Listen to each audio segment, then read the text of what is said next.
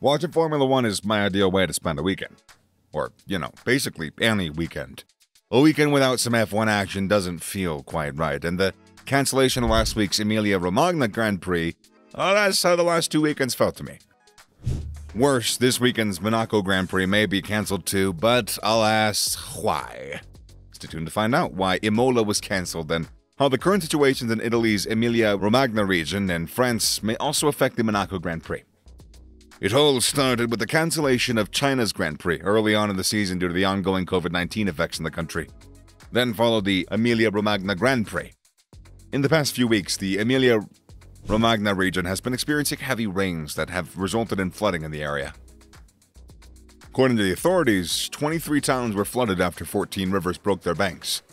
Thousands of people had to be evacuated from the region, with some even being rescued from rooftops by helicopters and boats. Some of these people have sought shelter in airports, schools, and gyms across the region. Sadly, 9 people died, and several are reported missing in the region as a result of the floods.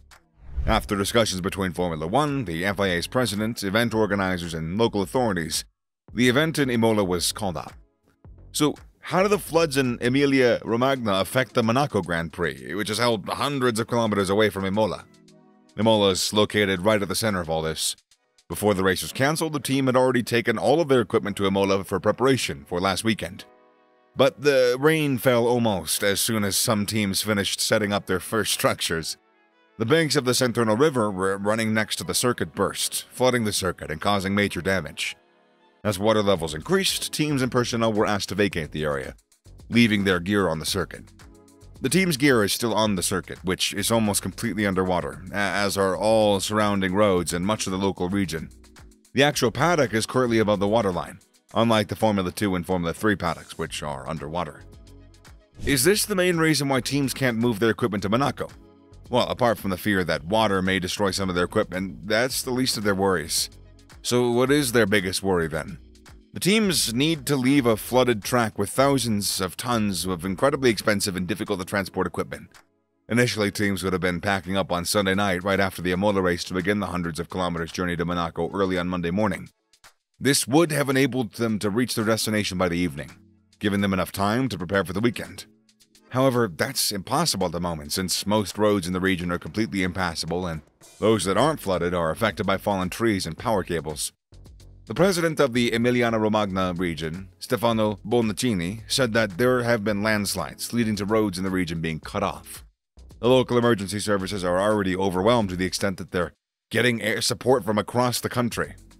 At the moment, they don't have the personnel or the resources to come to help a lorry that gets stuck due to poor road conditions, so any team that attempts to move and gets stuck will have to solve their own problems.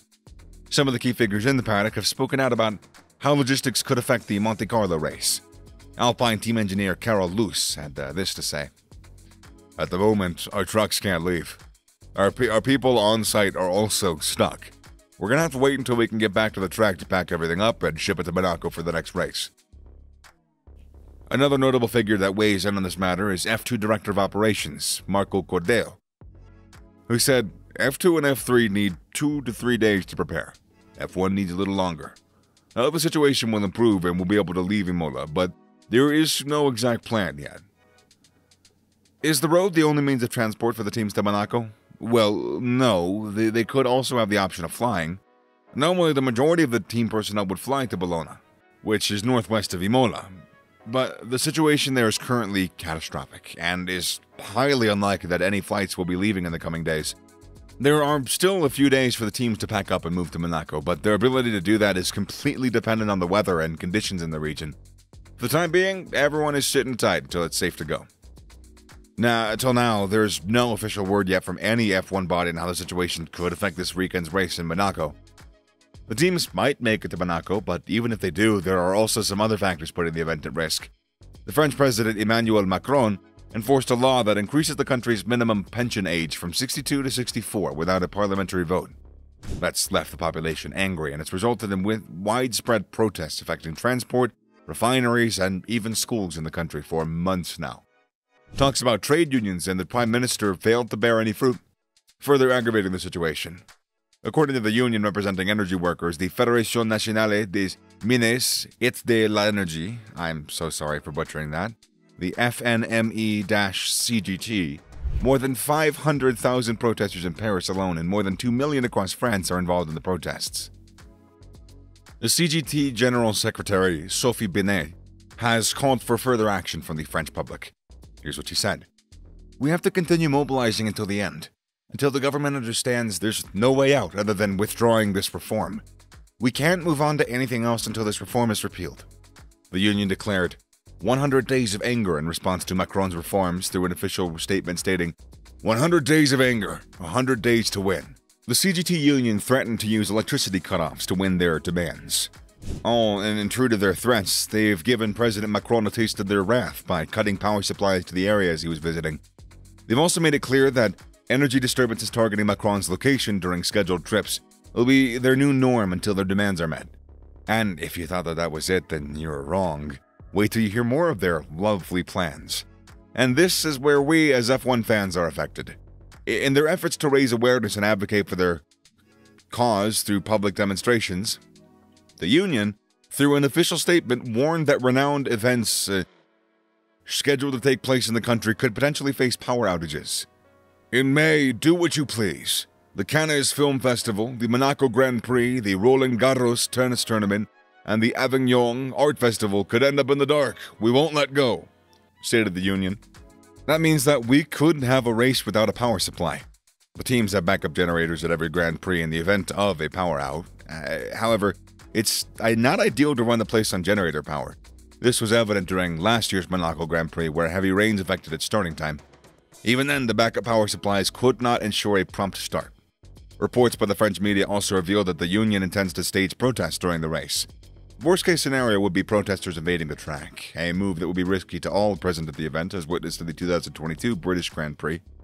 The Just Stop Oil protesters invaded the track last year during the opening lap of the race, putting themselves at risk as well as the drivers of the marshals. Luckily, a red flag had already been deployed due to an earlier accident involving Alfa Romeo driver Zhao Guanyu, ensuring the drivers were not actively racing.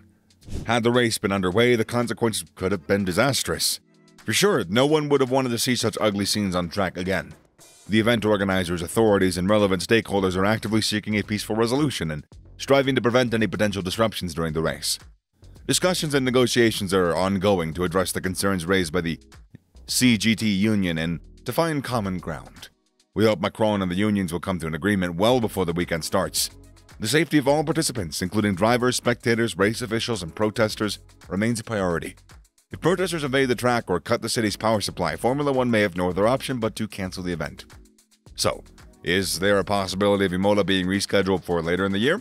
Sky Sports F1 reporter Craig Slater has the answer to that. Almost impossible that it'll be rescheduled. That's the guidance that I've been given. The calendar, it's so congested that you'd have to eat into Formula One's August summer break, and there's no appetite to do that. So in my opinion, Imola would not be rescheduled, and if Monaco gets cancelled, it wouldn't get rescheduled.